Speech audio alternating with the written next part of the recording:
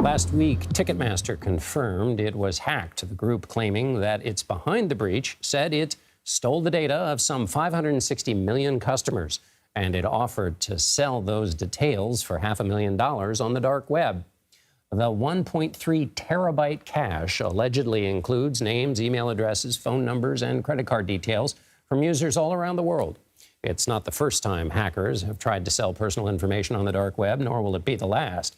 The term dark web gets thrown around a lot, but what is it exactly? Here to shed some light on the issue is CBS News reporter Zak Hudak. Zak, thanks a lot for being here.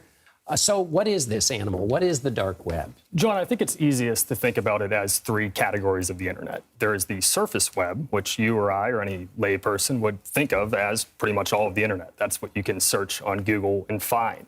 Then there's the deep web.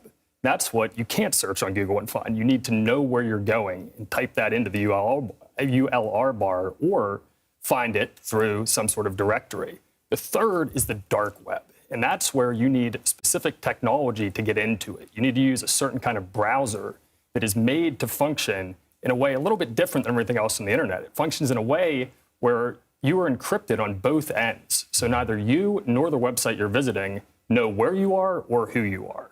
So that's perfect if we all want to be hidden and do whatever it is we want to do in this dark web environment. So how does it work once you get there? And how do I know to get the address to type it into my URL in the first place? You would have to download one of these browsers, like Tor is the most common one. And then once you go there, you go to a wiki page or a directory, and that organizes these various websites, most of which are selling or harboring illegal things in one fashion or another. There is often a reason that they are trying to protect all of this data. And you would go in there and browse and find what you're looking for and click into that site. And what if I don't want to have anything to do with whatever it is they're selling there, but I'm worried my information is somehow on the dark web? How do I get it out of it? It's not an easy answer. Once it is there, it is very difficult to get out of there. I talked to a guy today who worked with the FBI as a contractor for 2 decades and now helps private businesses and sometimes individuals try to recover their data.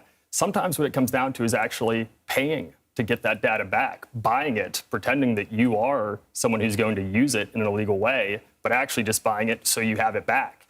Other than that, you can go to law enforcement, but the problem is they have tremendous difficulties tracking these folks. And even once they have found the person that posted it, you don't know for certain that they didn't post it elsewhere and that it's not living somewhere else in this vast expanse of the dark and deep web. And so is that true also? Let's say I pay the money to get my stuff back. Aren't I then basically trusting that the person who sold it to me has torn it up or burnt it or whatever? I mean, in theory, they could sell it to me and then go, sell it to somebody else, and I can't go after them because they're on the dark web. 100%. You don't know who they are. They don't know who you are.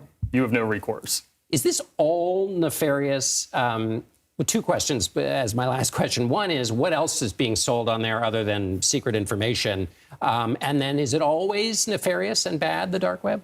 Well, there are things like drugs being sold on the dark web. There are occasionally postings for things like body parts.